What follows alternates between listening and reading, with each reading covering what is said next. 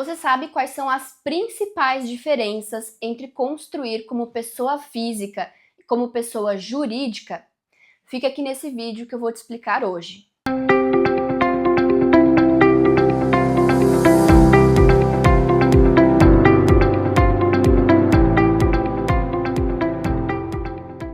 O meu nome é Gabriele Sass, sou engenheira civil, especialista em regularização de obras e proprietária da GK Engenharia. O meu escritório é especializado em regularização de obras que atende clientes em todo o Brasil. Então já continua acompanhando aqui o nosso canal, que toda semana a gente tem vídeo novo sobre regularização de obras. E já aproveita, se inscreve no canal, curte esse vídeo, compartilha e se tiver alguma dúvida, já deixa aqui nos comentários. Então vamos lá. Eu sei que é uma dúvida muito comum de pessoas que vão construir essa decisão de construir no CPF ou no CNPJ. Algumas pessoas, simplesmente por terem empresa, às vezes a empresa do seu próprio negócio, e ficam na dúvida do que é mais vantajoso. E então outras pessoas que estão construindo como investimento e também ficam nessa dúvida, como elas estão investindo, pretendem vender o imóvel, o que é melhor? Fazer como pessoa física ou como pessoa jurídica? Existem muitos pontos aqui que a gente precisa analisar, então a gente não tem uma resposta direta e tão simples, porque realmente tem várias coisas nesse assunto que a gente precisa levar em consideração. Então, só para listar algumas dessas questões para vocês começarem a pensar sobre isso.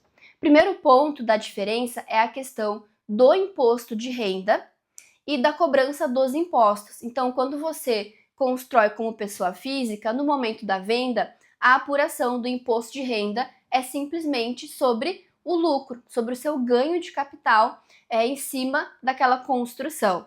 Quando você tem empresa, você vai ter os impostos, PIS, COFINS, e aí a tributação vai depender realmente do regime tributário da sua empresa.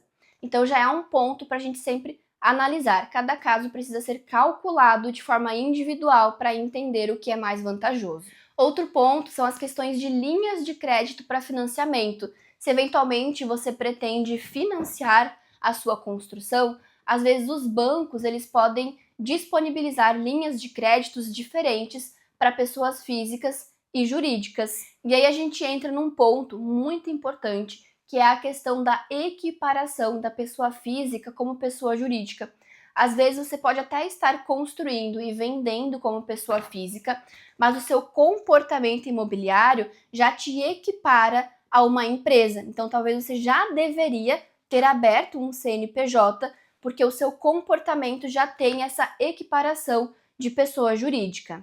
Além disso, a gente também precisa pensar em despesas administrativas. Ao ter uma empresa, você tem despesas diferentes pela simples abertura da empresa, a manutenção do contador, dentre outras despesas, as burocracias. Então, os processos burocráticos também, quando você tem empresa, são diferentes. E aí, claro, né, um ponto muito importante é a finalidade da obra.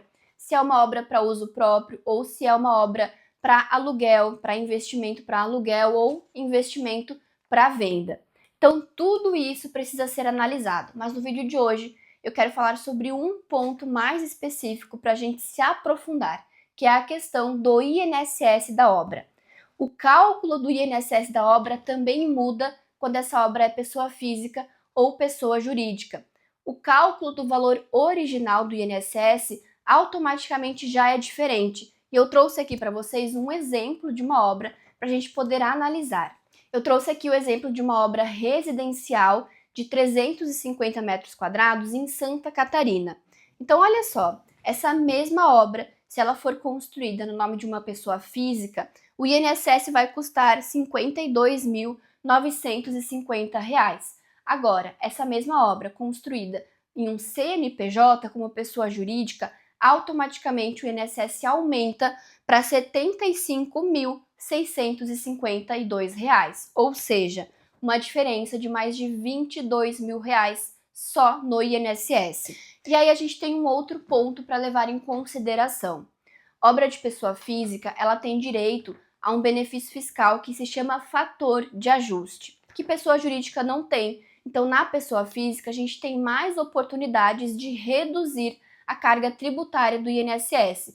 Então, pensando na aplicação do fator de ajuste, chegando em uma redução de 70% do INSS, essa obra para a pessoa física poderia ter um INSS de R$ 15.000, enquanto para a pessoa jurídica continua custando os R$ 75.000. Ou seja, nesse cenário a gente já tem uma diferença de R$ 59.000. É uma diferença muito grande. É claro que o INSS de obras não é o único ponto a ser analisado, mas é uma despesa que precisa ser colocada na conta, entendendo qual que é o impacto de cada tipo de construção. Lembrando que a pessoa jurídica, dependendo do seu regime tributário, pode ter uma pequena redução na carga tributária do INSS da obra. Por exemplo, se for uma empresa que é do Simples Nacional, ela já reduz a carga tributária, mas não reduz tanto quanto na pessoa física.